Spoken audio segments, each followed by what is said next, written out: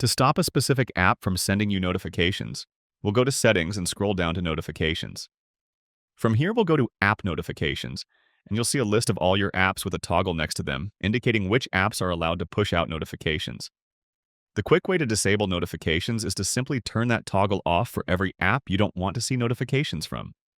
If you tap an app, you'll see some more options for the notifications coming from that app.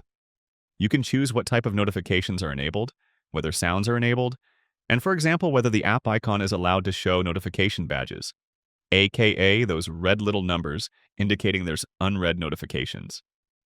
If you go back to your main notification settings, there's something called Notification Categories, which gives you even more control over notifications. First, we'll need to go back to Notification Settings, and from there, choose Advanced Settings. From there, you'll want to make sure Manage Notification Categories for each app is toggled on. This is the setting that allows us to customize things a little further. Now with that toggle turned on, I'll go back to my app notifications. I can choose any app from the list, and as long as notifications are enabled for the app, I can scroll down to Notification Categories to choose what type of notifications are allowed. This app, for example, allows me to disable everything but leave high-priority notifications enabled. The categories vary between apps.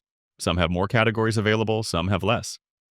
But this is a great way to adjust your notifications if you want more control over what is shown and what gets hidden.